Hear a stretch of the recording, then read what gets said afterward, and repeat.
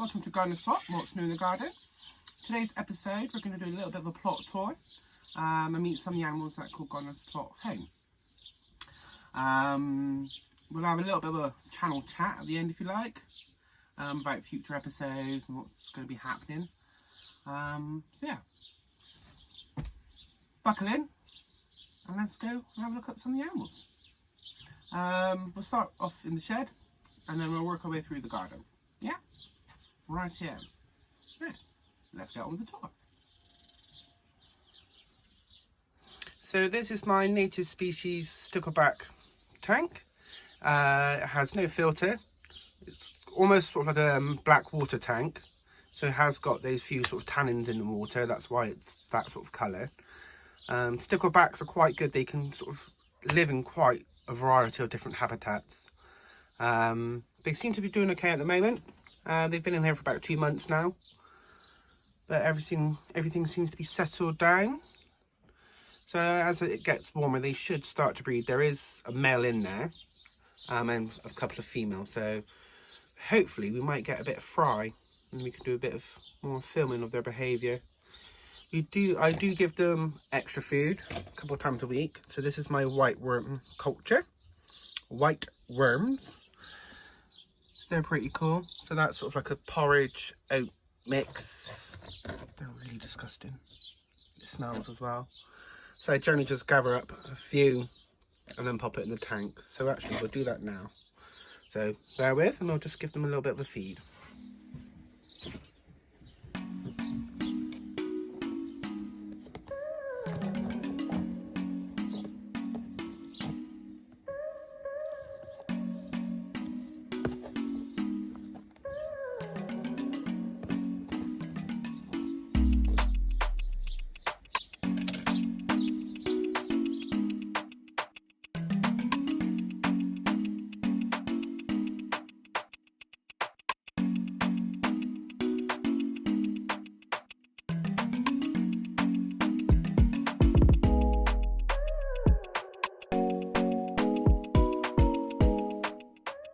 So we'll leave these to finish up eating their little white worm. So generally there is other insects and stuff in there that they can eat. So I just sort of supplement them a couple of times a week with these white worms. But they're happy enough. Right, let's go see what's happening then in the rest of the garden, shall we? Right. So we'll start from the top of the garden, which is our wildlife area. So on the left here is my wildlife bug hotel. There is a playlist on how I built this, so I will add a link in the description below if anybody wants to follow it along. So we've got sort of cubby holes and spaces for moths and spiders, bees, everything. I've tried to include everyone in this. We've even got a little micro pond. So we've got some flag iris, there's some water parsnip. I think there's even some fig water in there as well. So that'll add oxygen to the water. Also has that little bit of green to it as well, like the little flowers as well. As flowers become available, at the moment they're like gold dust, so I'm gradually trying to pick up a few and just add them here and there. We also have a compost pile at the back here, which is solely just for wildlife. It's full of branches, leaf litter and things like that, and it's just somewhere else for slow worms and hedgehogs and things to live. Give them a little bit of security. Just a nice massive big wood pile. So behind our little seating area, this is the fern garden. So they're all starting to really come out now. Funny enough, I've noticed sparrows taking a few of the tips. Little naughty birds. So this should start beefing out a little bit more as well. We've also got some ivy coming up through. This just offers really good ground cover for anything that's visiting the garden wildlife wise. For some reason I've got a cherry orchard. Quite a few little saplings coming up, so I do need to move those. It's one of my jobs on my list. But we have got cherries coming up now. Some primroses as well. So I've tried to plant as native as possible up here. There is a plan to have a stream bed coming up from here once I've sorted out that log pile. To the left we have the aviary. So that one there is Rambo. Oh, let me get them into focus. My finger, sorry, apologies. Why can't I focus? Right, let's go back. Let's go from this angle. There you go, so that's Shuttle. So when you first hatched out, you look like a little shuttlecock. That's Rambo. And then up on the hutch is Queenie. So Queenie goes up there to get away from Rambo because he's a bit of a sex pest. So that's why she's got a sand bath up there. I sometimes put food up there as well for her. So she's got all her necessities and she can have a little bit of private time. Quite often she'll come up and she'll have a bath, she'll have a glass of wine, kick back, and there's Rambo just running around calling her. Shuttle is Rambo's boyfriend. Yeah. Shuttle is terrified of Queenie, but loves Rambo. Rambo loves everyone. So we've kind of got a little triad going on up here. We have also got a grey squirrel in here, Saskia. She's currently in bed, so we'll try and call her out later on. So she gets rodent pellet. These get a selection of seed and pellet mix, which I try and scatter so they have a sort of a forage. We've got ferns and plants and branches. The American ivy's all come out now, so that's giving lots of shade and cover for them as well. They've got various little spaces that they can get away from each other, like behind logs and things like that. They quite often like to hang out in this area here. Saskia sometimes comes down and has a bit of a tantrum with them and chases them around, but I think that's just when they get close to her food stash. So there you go. I'll hopefully call Saskia out later on. At the moment, Rambo's trying to get to Queenie and she's like, no, I'm gonna have my little dust bath. No. So there you go, that's the corral. Now on this side is our wildlife pond. So it's about year 3 for this now. I did actually manage to get out a lot of this water parsnip. Great plant, having a pond. But every day we try and have a game which is count how many frogs we can actually see. And I've managed to get up to 52 so far. But there's quite a few. Let me get them into focus. There's some there. There's some in there. There's some at the back there. So as you can see, quite a few frogs, which is good. The tadpoles have all sort of gone to the bottom of the pond now. Can't really see them. Let me zoom back out again. I did see a slow worm the other day coming down to drink. So this pond is used quite a lot by sparrows, other birds. We don't get many predator species, sort of crows and things, mainly because I think of the cover. But the frogs got so many places that they can run away and hide and things like that. Funny enough, I've not seen that many slugs in the garden. But these must come out in the night time and forage and stuff like that. But well, actually, I am planning on doing a little pond series, so look forward to that. We'll go in a little bit more in depth into the wildlife pond. So plants, you can see that's water parsnip here, and this is fig. I think that's, not sure what that one is, but that's fig water at the back. That gets really big and tall. It's quite nice. Little, I think that's a little elder at the back. I'm not sure. Kelly from UK Homestead sent it to me, and I can't for the life of me remember all it is. I'll have to go back to some of the episodes, but that one seems to have just suddenly popped up and doing well. We've also got an apple tree. It did have some flowers on it, but unless the sparrows have got them. And then we've got a buddleia. I love a buddleia. I know they're not native, but I just love them. I think they're so pretty. And this one's getting really tall. So this area is also my little sort of meditation area, hence why we have a little Buddha. So we come up here and that's almost like our little secret wildlife garden. I'll show you from the other angle. You can't, once you're sat up here, you can't really see anything. It's great. Nice and peaceful, birds, frogs. Then we have the tunnel. Let's do the dogs. Let's meet the dogs in a minute. Gonna go through the tunnel. Oh, that's the birds. And then this is the pond from this angle. Great space, love it. Right, let's have a quick look over here. So this is my strawberry planter. The strawberries are doing really well. Apologise about my camera, for some reason it's playing up today. I know we've got lots of weeds, but I do like these because it just offers so much ground cover for frogs and reptiles to access the garden. Even mammals as well. We've got quite a few mice in the garden in different areas, but they're part of the ecosystem, they do their thing. It's a daily occurrence of these frogs. They line up on the log. How many is there? 1, 2, 3, 4, 5, 6, 7, 8. Ah, there was 11 yesterday. Like I said, frogs everywhere. So this is my growing space.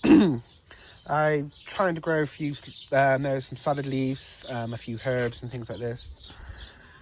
I did have a slug take out all my seedlings from this one now. The one place that the frogs can get to. So at the moment, yes, they're struggling, these ones, but I sort of plant with wildlife in mind. So if the wildlife takes them, they take them. If it grows, it grows. Rhubarb has had one cutting so far, so I'm just waiting for all the new growth to come up, and then I'm going to give that another trim back. We have raspberry absolutely everywhere. Little caterpillar. So I have got potatoes grown in here. Oh, sorry about that. Oh, why is my phone not focused? There we go. So I have got potatoes grown in here. It does need a bit of a weeding. I sort of just chucked them last minute, so I do need to sort of go through this bed. It's a bit chaotic, so apologies on that. Grape is also coming back to life. Last year we had quite a nice crop of grapes, so hopefully this year, well, we're already starting to get a few. There we go. And then the plan is for that then to grow up over the greenhouse, which is now been converted into a rabbit enclosure. So we'll come back to that in a minute. So guinea pigs are currently free ranging, but again, we'll come to them in a minute. So this is my wildlife border. So got a few tulips still poking their heads up. Alliums are now all starting to come into flower. These are like my favourite flowers, alliums. Last year I counted about 5 different species of bees on one flower alone. So alliums, great for bees. Also along here I have a lot of berry bushes. So we've got gooseberries, just starting to fruit. I've got bluebells, well not bluebells, blueberries, and these did have flowers on. I mean, I've got a few little bits of fruit. Just get them into focus. They're little diddy ones. There's another, oh, why is my phone not focusing? There we go. Gooseberries. I think those are red currants. We've also got red currants over there. We've got autumn raspberry going out throughout now. It's just going crazy. Again, we've got a lot of this, but it just adds that dense ground cover for the wildlife. Nice black elder. Hopefully we can train that up to sort of block this area, so then the garden, the wildlife pond is then completely hidden. So we'll continue along around here.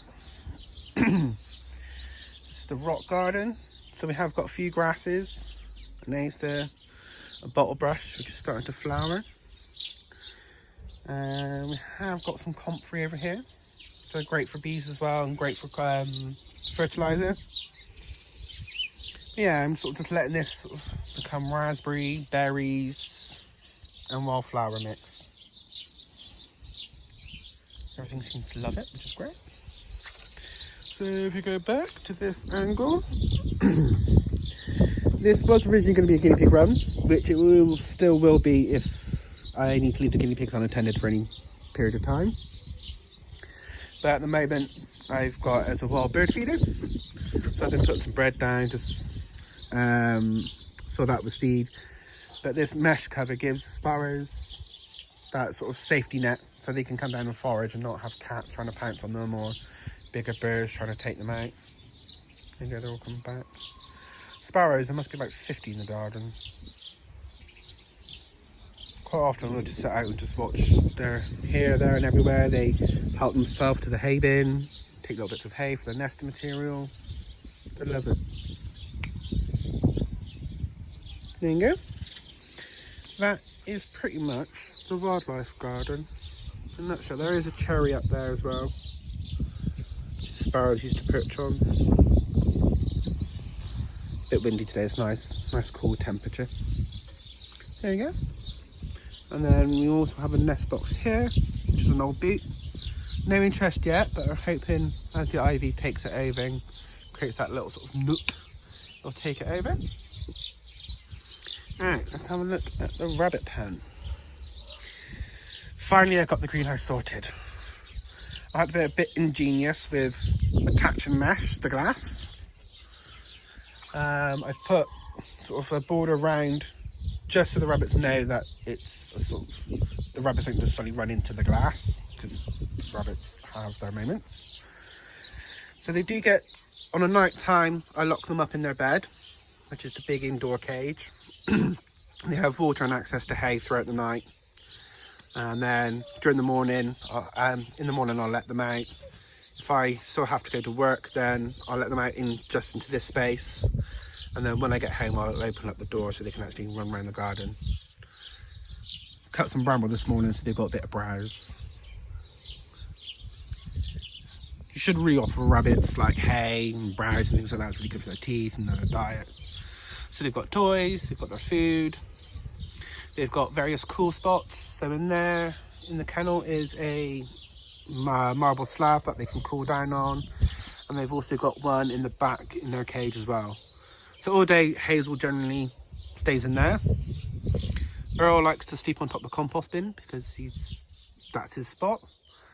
And then sort of early evening, they'll both come out for a nibble on the grass and a wander and a run around.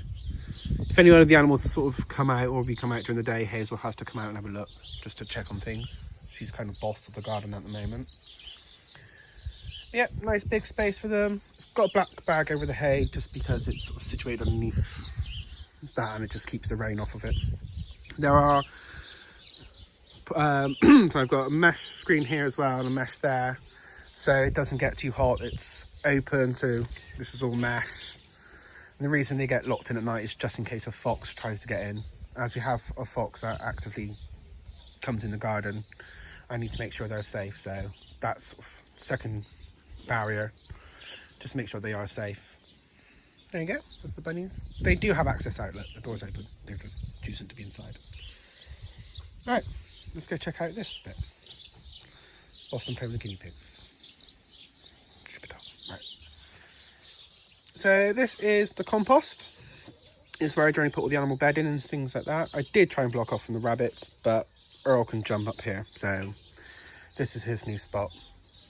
Hazel still can get up there because Hazel's the one that normally tries to escape, so hence why everything's meshed. But yes, Earl likes to sit there, he jumps up there, and also likes to hide down there, so it's just giving those little spaces. Oh, I didn't actually introduce you to their names, did I? So this is Earl.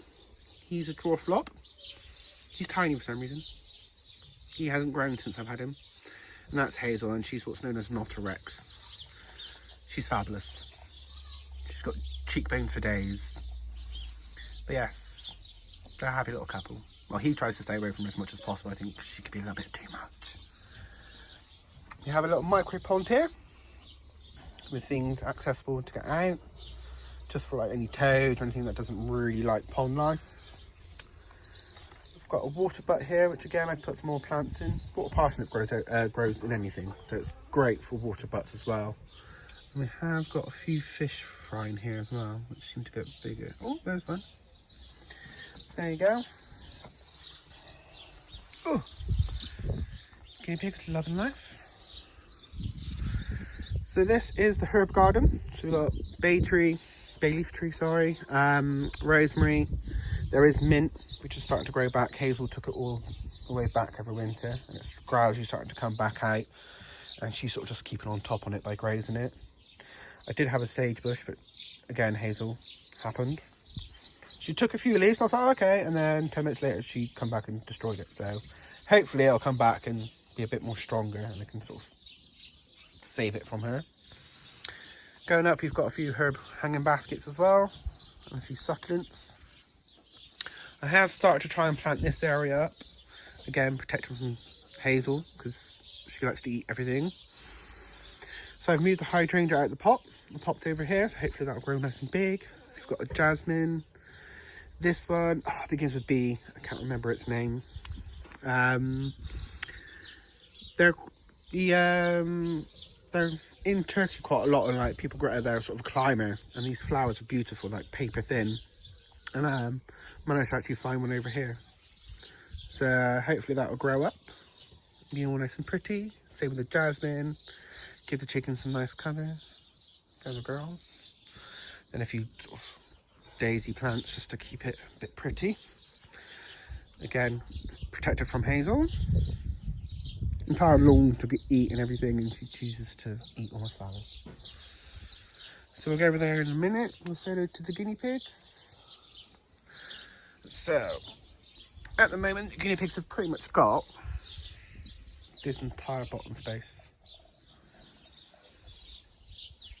So over here we have this one here is Daisy, and then this one here is Miss Puggle. Miss Puggle is she's the best. She just stays on the lawn, she eats her grass, she goes back to her little shelter. Daisy is one of the first ones to always have a little wander, and then she'll find something and then has to come back and tell Squeak, and then Squeak has to then go investigate, and then Rosie then has to go look as well. See, they've got, see, he's running back. But they've got access pretty much all day. I do check on them throughout the day, and Boston's normally out as well, so he tends to look after all the livestock as well. He protects the garden from sparrows. Oh, they're finally out. Let's chill. So yes, there's Boston currently hiding underneath the bush. That's what he does. So they've got various little shelters around that they can hide in. I think during the summer, last couple of days, it's been really warm, so they've got a nice little cold space there.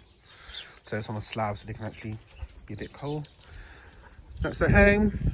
So on a night time, they get put in there and then they get covered. They've got boxes, hay, food. They've got also like a dry forage mix. There you go. And then we've got some sweet peas gradually growing up. Been a bit wind battled, haven't you? I need to get a bit stronger. Right, let's go say hello to the chickens. It's my rubbish bag. Oh, over here, this is my sort of growing space, if you like. The only things I've put actually in here are the tomatoes. This is all seeds that have grown from the chicken compost that I put in there. So they obviously at some point had some type of squash. I think it was pumpkin that they had. So the seeds are coming up through. I planted the bigger tomatoes, but everything else is, I have no idea. There's even a broccoli. I didn't even have a broccoli seed in there, so we have no idea what's going on there. These are the girls. They're currently being locked in just until the grass is strong enough, because they destroy everything. A couple more weeks, girls, and then you can come out and play. So we've got 4 chickens. We've got the oldest is this one here, which is Sims, and then that's Gloria, that's Tina, and that's Olivia in the back there. Oh, I've had to put this up because Maddie likes to, if I feed them any scraps, she likes to put her paw through and drag it out and eat it. She's got a bit fat. So yes, they've got space. They've got the keep in the back. They've got this underneath here, which can keep cool. They've got nice shade and everything. Eating out of house and home, these things. So there you go. That's Boston, our Welsh collie. That's Maddie, being a goat, eating some grass. Yes. So there you go. Some of the animals are actually out and about. Got a few chilli plants coming on. These are chocolate chilies, and then I've just got a few spare tomato seeds. Comfortable, Maddie? So there you go.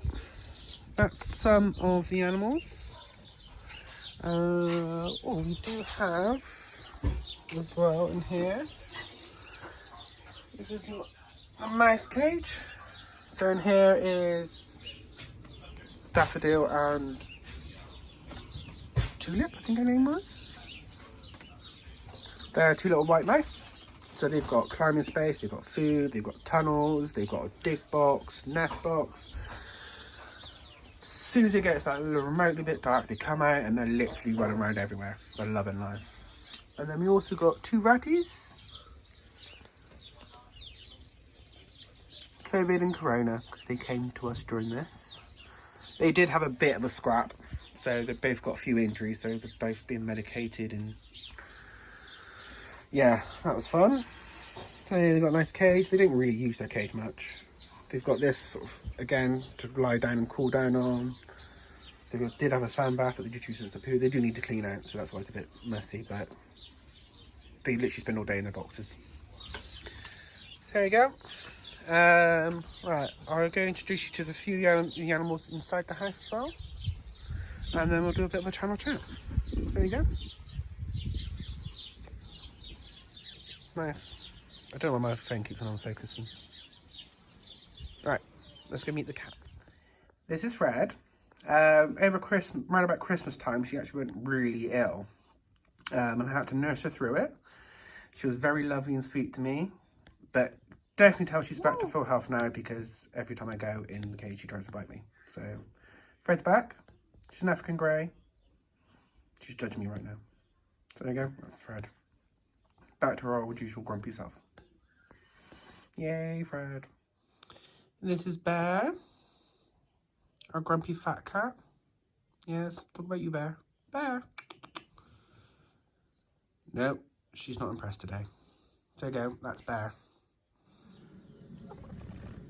And this is Panda, my firstborn. Aren't you, Panda? You're getting old now. Aren't you?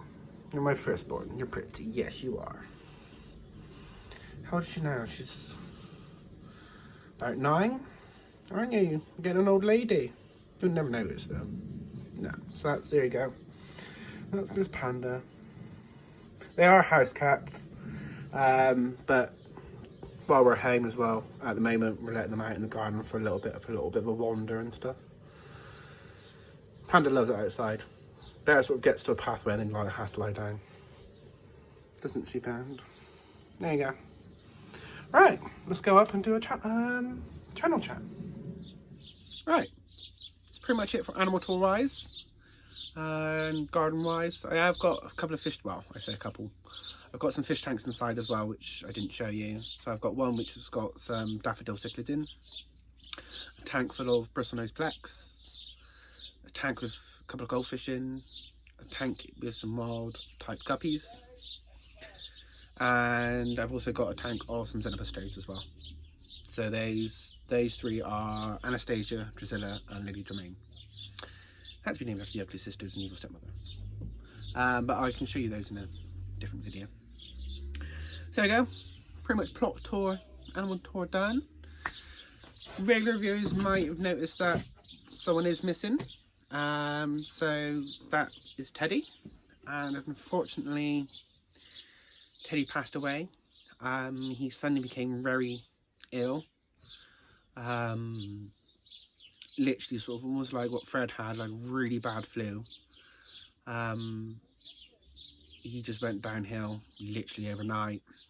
So for about a week he was on antibiotics, and I was feeding him, sort of syringe feeding him sort of really good yummy stuff like egg yolk and some condensed milk mixed with water, sort of cat food gravy and things, just to get some substance into him, because he just didn't have any energy whatsoever. He just was completely exhausted, bless him. Yeah, and so he sort of would go up and down throughout the week, and then one day he was just restless. He just couldn't settle down. It was almost like he was trying to move around, but his body just wouldn't let him. he wanted to, but he just didn't have the energy to. So we had a nice little cuddle. Then he sort of, I could see, like, because he still had some dry food and everything over his, like, around him. He didn't smell too good. And normally I love the smell of ferrets, like I love, but he didn't smell too good. So gave him a little bath, and suddenly he just, that was it, and he passed away in my arms. So the little Teddy's no longer with us, which just completely destroyed me. He was my special boy. So yeah, he was 7, so average ferrets generally live to about 8 years old, so he was an old boy. You wouldn't know it, but I don't think he just, with his age and everything, he could put up a good battle, just unfortunately he just wasn't strong enough. He will be missed. He was my boy. But yes, anyway. So future videos. I know I've been a bit quiet this last month or two. It's just been one thing after another. Trying to get the garden sorted and stuff like that. But hopefully, got this video right now. So hopefully, spring we want to do a couple more. So I will be doing a pond series as well. I've noticed a lot of people want to set up wildlife ponds and stuff like that. And because mine's so established and doing so well, I want to sort of try and share the knowledge of what I've done with mine, and hopefully people learn from it. So I will be doing an entire series of going through what plants to use, how to set it up, what areas you want to sort of put in to encourage wildlife, sort of hides and things like that. So I really want to do like an extensive video on how to build a decent wildlife pond, which is low maintenance. With mine, I have to do a little bit of cutback a couple of times a year, sort of just removing some of the plants, and that's it. But generally it looks after itself. And the amount of frogs we've got, it's still well. So there will be a video coming up on that. So yes, we are still running the competition. Like I said, it's just been manic here and kind of trying not been in the mood to do a video. So now I've pushed myself, we've got a video out there, done the tour. So the competition is, I will be giving away a seed pantry wildlife seed kit, just here, which would be some wildflower seeds to pop in your new wildlife garden. So rules of the competition are, you just have to like, subscribe and comment and follow us on our social media sites. Because of you got the YouTube, Instagram and Facebook, I will do like a little, even if it's a 2-minute competition channel, competition video. And if you want to apply for that competition, comment on the YouTube channel, YouTube video, sorry, to say that you want to enter. Same with Instagram, with the Instagram posts, comment on that, and also on the Facebook. You need to comment so I can actually see your name and take it, because how my YouTube, I can't always see who's new subscribers and stuff like that. So just say, oh, I'm a new subscriber and things like that. So at the moment we're on about 280 something, so I want to try and at least get to at least 300.